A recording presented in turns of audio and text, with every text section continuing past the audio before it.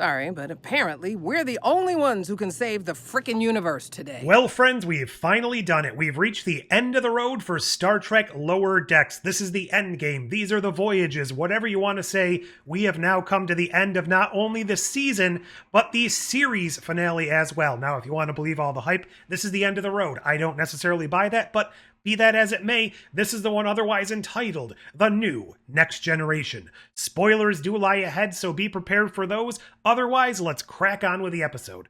First things first, doing this one a little bit differently than all of my other Star Trek Lower Decks videos. I wrote down some bullet points. I'm not scripting it out. I'm just going to talk because I am still torn on my opinion over all of this stuff. Let's crack into the previously on segment. Most of what I want to discuss here has to do with Rutherford. He was played up heavily, for obviously a reason, because he was very prominently featured in this episode. However, he was not prominently featured in this season whatsoever, outside of a couple early appearances. For instance, the alternate universe version where he just augmented himself with all sorts of tech, and the kind of sort of pseudo arc he had with Tendi coming back. And to shove a story arc, a complete story arc, a turnaround, they kind of changed his character in order to give him this catharsis in the episode. It felt incredibly unearned. Now, I know they were showing us a few different events that happened throughout the season. He had a problem fixing things here, he had a problem integrating a system there. It wasn't enough to establish this was an actual thing that had been happening in the series. I know in retrospect you can point to one or two elements that really add to this, but if you didn't notice it at the time, it's not a satisfactory arc in my opinion. I like the fact that we were given something here for Rutherford, a completion of an arc, but the way they couldn't have just breadcrumbed it throughout the season in a better way really felt like they missed the mark, especially by the way that they kind of turned him into, for lack of a better term, a dick for most of this episode. It just left a sour taste in my mouth for a character I really wanted to have something special to look back on when this show really wrapped up. Moving on to that, into the actual story, we kick things off with the Klingons, and this is something that, again, I know I'm starting off with a couple of negative things. Overall, I did really like this episode. I'll get to that in a moment, though. The Klingon stuff here worked before I really knew how well it was going to be integrated in the episode. Seeing them hit with what we will eventually learn is called the Schrodinger field,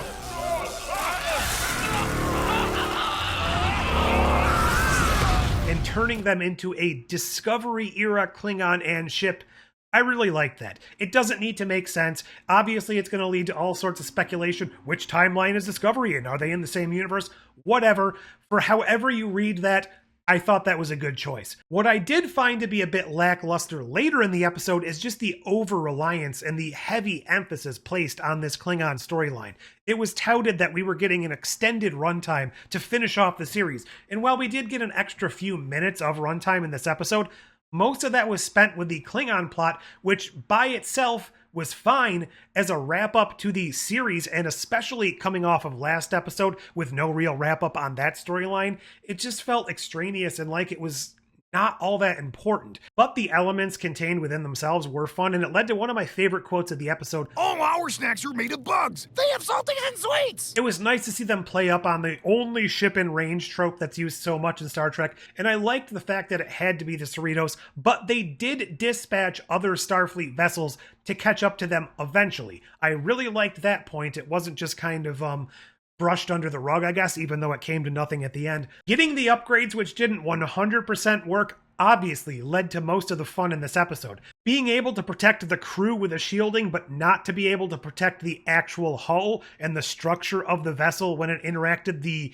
multiversal probability fields or whatever they were. The rift is surrounded by a Schrodinger possibility field. It didn't make a ton of sense, but it didn't need to. It was only there to facilitate the fun of the episode by watching the ships come in contact with the multiversal probability field, which would change the ship around them, but keep everybody safe within the ship. Getting to see a whole collage of Starfleet vessels was amazing, and I don't fault them for any of the choices. I did really like when they turned the Klingon vessel into the Barge of the Dead. But but I would have liked something a little more deep cut or further back for Starfleet, I guess. But it would have been cool to go back to something like the NX-01 refit from Enterprise. I would have loved them to throw something like that in there. Maybe even like a space shuttle or something. I know that probably wouldn't work logistically. Can't fault them for what they chose because all of it was amazing. We go back to the red pad Boimler stole from the alt universe in this episode, which again seems to confirm it was further in the future because it had information on the events taking place here. It's a log about Klingons seeking asylum. Becky Mariner's the one who hid them. So again, I have to say that timeline that we first visited way back in the beginning of this season, while not actively being referenced as so at all in the show, which I found slightly disappointing, had to be in the future, or at least time had to be moving at a slightly accelerated rate in that universe. Ooh, Ollie was remembered. And if you want to be remembered too, just like these fine folks, why not join the channel? Join when, please hit subscribe. Live long, share your vibe. Comment down below and see new galactic destiny. I mentioned earlier we did get to see what happened when organic people were thrown through the multiversal probability field, and we got to see a return to the proto-Klingons that Worf turned into way back in the very, very scientifically accurate episode of TNG, Genesis. Really awesome to see them fully realized here in animation, and it definitely made me want to see them go up against the Jem'Hadar for some reason. Coming back to my problem with the Rutherford story, we now established that it's not a problem with the Cerritos. He didn't fall out of love with the Cerritos like he was acting earlier in the episode, acting like a dick all episode. It's actually a problem with his implant. We find out he doesn't need the implant, it's causing problems, and he rips it out and saves the ship. Problems aren't with the Cerritos. They're with my implant. I feel like it was established throughout the series he kind of needed that to live. And I know a lot of this episode was falling on tropes of TNG and trying to do similar establishments that TNG did, not just in All Good Things, but in Generations. So their thought process is probably following the similar lines of how Geordi got rid of his visor and went to artificial eyes in the movies. I really enjoyed the bi-generation of the, nope, this isn't Doctor Who, the bifurcation of the Cerritos into two different ships that were connected through the same power source. Very, very similar to the episode of Voyager where, well, it happened to Voyager itself, where original Harry Kim died, which I really spent all season assuming was going to be a plot point in the multiverse of Harry Kims, but alas, not even mentioned whatsoever. Really missed a trick there, I think, but again, I digress. It was fun. It allowed our crew members to kind of come together, pull together, work together. I was never really a fan of the tension they were trying to build up between Tendi and T'Lyn, but it was a nice way to resolve it here and to get the ship to come back into sync and using that very anime-esque sequence. Relinquish control. Trust each other. Now we unite as Science Besties. And we now end up with a stable dimensional portal. They do a whole DS9 emissary thing where they pull Starbase 80 to be at the edge or the mouth of the stable wormhole, and now they're going to go out into the great unexplored multiverse, and this is the staging area. Starbase 80 gets to be so because it's so technologically unadvanced that it doesn't have any problems with the Schrodinger uncertainty principle or whatever the heck is going on here. I like the fact that Captain Freeman gets transferred here to be in charge of Starbase 80. It was so heavily implied the entire season that she was going to end up there. And it was so heavily implied that there was going to be a twist of, oh, Starbase 80 sucks. Why does she want to go there? Oh, actually, it's great. It's not a detriment. It's a promotion. And they also spent a lot of time this season really kind of showing that Captain Freeman was a good captain as opposed to how she was portrayed very early on. What they didn't do a good job of this season is showing us that Ransom is, let alone a good commander, but a good captain. He gets promoted to captaincy of the Cerritos. Now, I have to imagine that's partially because if they do end up continuing Lower Decks at some point in some manner, they want it to still have a bumbling type of feeling to it. Whether or not that results in anything, I know Jerry O'Connell said something very cryptic that he thinks there will be more, that he's set up for grander things in Star Trek.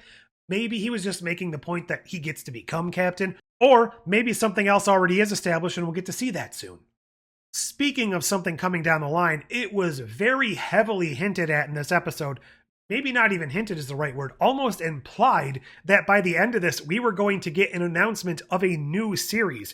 It really felt like they were sowing the seeds of a backdoor pilot. Everything wraps up. We get to say our goodbyes with everyone. Then we get a little text like, Star Trek Lower Decks will return in Star Trek Quantum Quest. Something like that. Maybe they just don't have all the T's dotted and the I's crossed. Yes, I said that wrong. I'm not going to take it out. It just felt so much like they were setting something up for a movie, for another show, a spin-off show, and a movie. I don't know. I can't imagine this is the last we're going to see of these people. Maybe we're not going to see them all in the same place. I don't know if we're going to get all of the Lower Deckers back together to do a show, but maybe a couple of movies and then we do a spin-off with some of these other sort of established characters. I could definitely see that happening. Also, making Boimler and Mariner co-first officers felt a little forced. It feels like they're doing too much of the co-thing here. We already have co-heads of the science department. Now we have co-first officers. We were thinking of having 2 branch managers in Scranton, both of you guys working as co-managers. So I don't know if they're setting it up for a failure down the line, or my thought is they just wanted to get all of our lower deckers in actual prime positions on the ship to be in charge of things by the end, so that they technically aren't lower deckers anymore. Everybody's promoted out of the lower decks and they're all in command positions now. Not sure what Rutherford's doing. He's not chief engineer. I guess they could have done something where Billups went to become king and he was promoted, but he did save the ship. He's probably going to be higher up, so whatever. Again, they did Rutherford dirty. I also really did enjoy the final battle with the Klingon ship. Like I said, I enjoyed seeing it taking on different multiverse variations. Also really love the quote of the Klingon ship definitely changing, but Why isn't her ship changing? It probably is. Klingons hardly ever update their fleet designs. They always want their ships to look like big, stupid birds. I feel like there was a definite missed opportunity here. Not only was it hampered by the Klingons being this roadblock, it could have been a grand way to showcase other Star Trek Easter eggs, and I know a lot of people probably don't want the Easter eggs. It could have been a fun way to realize that battle from the intro sequence we've been updating all 5 seasons to actually have that take place in the actual universe. It might not be necessarily in the same manner, but to have these different ships from different eras and even different universes popping in for this battle. Maybe they're trying to get in there and close the rift and the Doomsday Machine flies in, or the Voyager probe, or the Big Hand of Apollo. All of these things we've seen in the opening could have actually been roadblocks as they're trying to fly through this uncertainty field. We could have had more callbacks like the Phasarius or other things we haven't seen in the show just to get more of those Easter eggs and cameos out of the system. At the very least, it would have been nice to see them add something in the opening sequence. I just feel like it could have been a cooler battle if they had the Cerritos going through different forms of Starfleet vessels against various different iterations of other enemy vessels and just things we've seen in Star Trek. Bring in Tin Man, have Nomad fly by, I don't know, just something to have that final battle feel a little bit more epic than it did. As it stands, it felt a lot more like the Duras sisters in Generation, just kind of getting in the way and then somehow managing to destroy the D, than it felt like a real credible threat to begin with. Again, I digress. I still liked it for what it was. At the end of the day, I do feel like this was a fun episode, but as the closing chapter on this series, it didn't feel enough like an ending to me to really make me feel like I can sit back and say, we've closed the book on Lower Decks. Maybe we'll get a movie down the line. It didn't have a definitive ending feeling like something along the lines of DS9 or even Voyager. Obviously, those came to a natural conclusion in the storyline. You can say TNG still felt like everything wrapped up, but they were still continuing for new adventures. I didn't quite get that feeling here. Yes, they're still continuing for new adventures, but I didn't get the closure on the characters that I really think was really needed to make this show go out on a high note. If they are planning movies, if they are planning a spin-off, that's a whole different thing. I just wish there was a little bit more emotional punch to leave me feeling like, that was it. That was enough. I'm satisfied. Obviously, my thoughts are still swirling on this episode. If you want to discuss this episode in more detail, swing on over to Best of Trek, Worst of Trek Mondays at 8 p.m. to chat with a bunch of other Star Trek YouTubers, myself included sometimes, on this episode and just all things Star Trek. Hopefully, I'll have some more thoughts going by then. But what did you think of this episode? Where and how will we see these characters again? Or is this literally going to be it for them? How do you think it did as a series finale? Do you think they're going to pop up in live action? Do you think we'll get a spin-off? Or is all of this up in the air because of all of the shenanigans happening at Paramount? That's all for this one. Don't forget to like, share, subscribe, join, do all those YouTube things. But until next time... Want to play Sexy Treasure Island on the holodeck? Only if I get to be Long John